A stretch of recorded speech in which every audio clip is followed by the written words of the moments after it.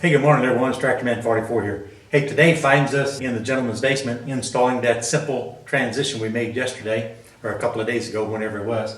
But you can see right behind me right here, it's a very short transition. I think it's 9.5 inches total. Actually, it's 8.5 inches total, 9.5 to the raw edge.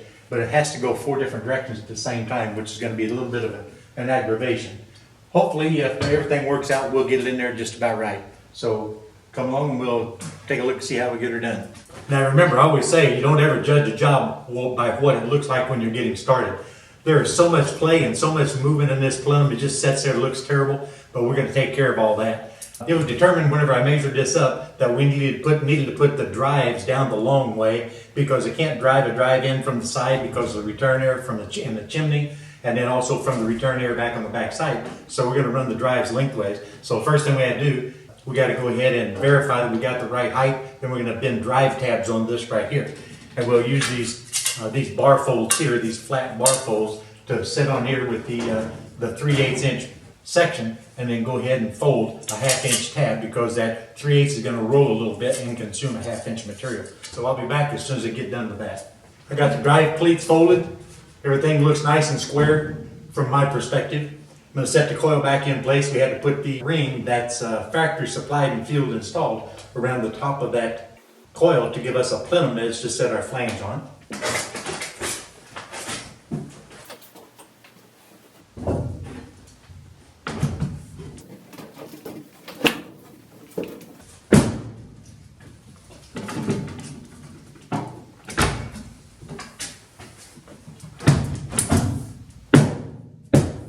We'll see if we can set that front panel in. This is a perfect illustration of why you do not assemble the plenums for a furnace changeout inside the shop. This is a perfect example right here, because it's got to go together one piece at a time. And don't be concerned about anything yet, because nothing is secure. So there's the very first piece. So now I'm going to have to put the side on and make sure that the angles, the offsets, or the transition actually goes correctly from the top of the coil to the sheet metal, the existing plenum. I wish we could have started with just about any piece other than the front piece, but like I said, every job dictates the way it needs to be installed. This one had to go in here for my ease. But you're going to get a good idea of the aggravations and stuff you go through sometimes on some of these plenum changeouts, and how hard it is.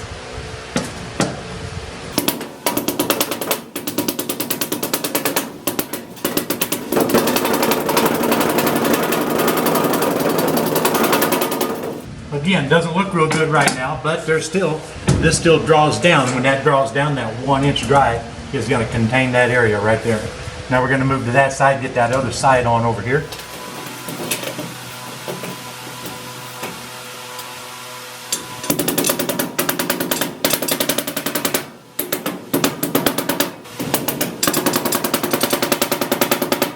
Even so, the plenum is cut squarely. You can see this is meeting up perfectly drive to drive here, and that there's still got a little bit of a crack. That's because the plenum is hanging from the ceiling perfectly.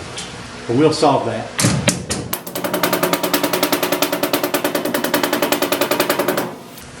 We'll get a couple of screws onto the sides to hold everything in place, and we'll put the back on. Yeah, this side back here is going to be a bit of a challenge.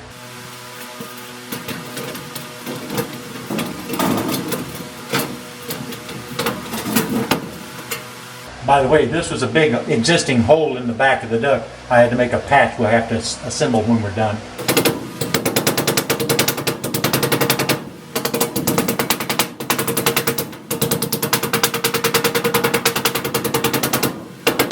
We'll come back and make that pretty later.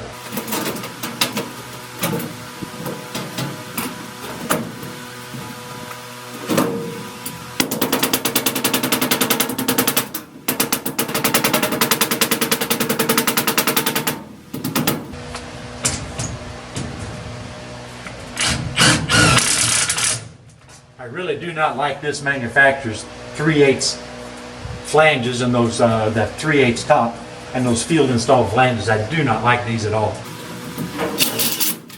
But the equipment is a good piece of equipment, there is no doubt. This particular one here is an 80% furnace.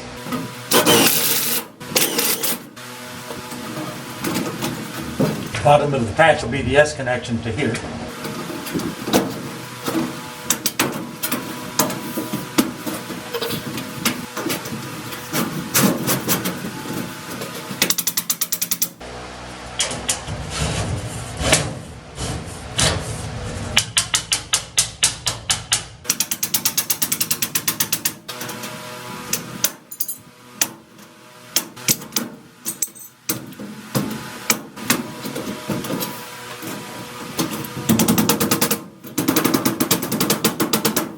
Put a couple of screws in this. Well, here's the 4-way transition from the rear. It's got an 1.25 inch tilt to the front. It goes out literally 5/16 of an inch either direction from the center. And then the front end has an offset to the front 1 inch. So this is the installed plenum, the installed patch. I put quite a number of screws up there, but I don't think it's going to leak. If it does, it'll be nominal. There it is from the front, fully installed. Everything is square and plumb. Like I say, never judge it by what it looks like when you get started. Always look at it after you get the job done. Now we got to go back to business of the return air, attach and return air. You guys ever wonder about taking ductwork apart? When you take ductwork apart, you got to have in mind what part you're going to use, because you don't want to damage that part. What you can do is you can take your drive right here, run a screwdriver in, just kind of get it started.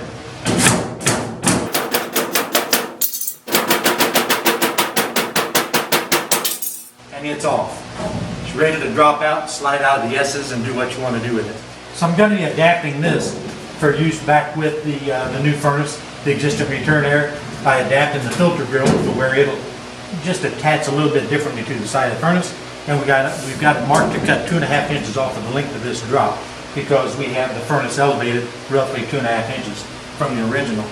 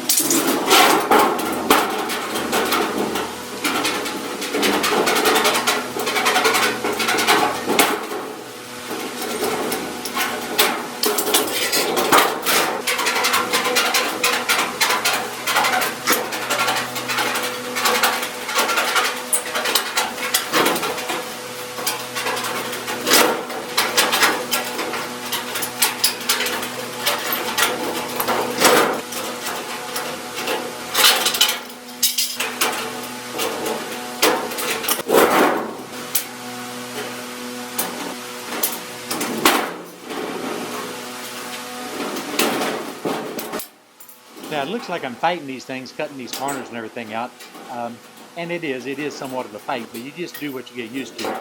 Now you can use electric double cut snips, but whenever you come up to the Pittsburghs have so many folded over levels of the metal that it's just so extremely difficult to do, and it will, with heavier gauge material, break the snips, literally break one of the sides off of the snips. Don't ask me how I know, because I have done it several times.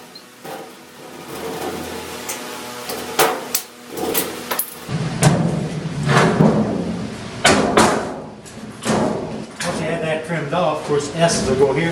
We have to bend us some drive tabs on these guys right here. So take my bar fold, use a 1/2 inch on this one here.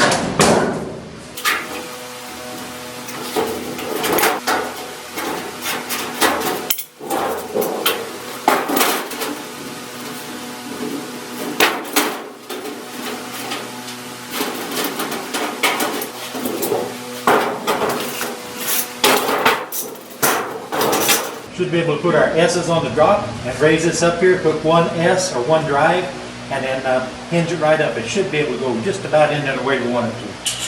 Cut me a couple new drives. Now when you see me cut these drives off, you'll see me kind of notch in the ends a little bit. I'm putting a little bit of an angle in there to allow them to slide on to the drive tabs on the two pieces of duct much easier.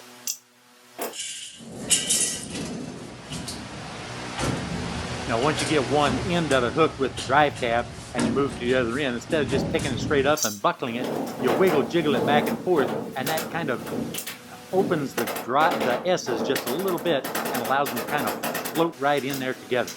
If you see me tapping on it, that's, well, you know, it's because the S's are really old and kind of nasty. Right, here's a prime example of where duct stretchers come in handy.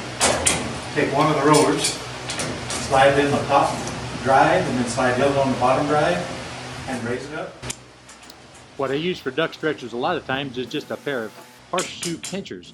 Does a really good job. You just open them wide open, grab on there and squeeze them together, and just pulls those drives right up for you nice and tight. Now we go back to business of plumbing this and attaching it squarely to the side of the furnace in the blower compartment, not in a compartment above the blower, because that's where your controls and all that stuff are. Now, one of the simple things you can do to trim up a job and make it look neat is just put a little bit of an angle on the edge of those sharp 90 degrees that you cut off the drives. It just trims it up and just makes it look a whole lot neater and folds over much more sharply. There we are. Everything is plumb, square, neat and tidy. A couple of inches up off the ground for the leaky basement. Filters slide in and out. There's absolutely no sharp edges or anything to catch the filters. Now, I tell you guys all the time, you probably get tired of me preaching about it. You just take your time whenever you make your measurements, and it makes the installation of the project so much easier. If you hurry up and rush your measurements whenever you're out there, changing out the furnace, I guarantee you're going to slow down the installation, or you're going to end up with a nasty looking project, and nobody really wants that. There's nothing better than seeing the homeowner or the friend or grandma come downstairs and take a look at the furnace, and she smiles a little bit simply because it's so neat and it's so tidy. That's the whole thing in a nutshell. This tidied up and it turned out very, very nicely. It's a 4-way transition. Like I said, it just goes out equidistant in both directions, literally only 5/16 of an inch. But I had to make up 5/8 of an inch. So, you don't want it to be crooked, So I went ahead and tapered it out, tapered it forward, and then tapered it in from the back end to fit the new plenum to the old piece of duct where we cut her loose. That having been said, this has been a fun one. And even though it was quite simple, thanks a lot for watching. This is TractorMan 44, and I'm out of here, guys.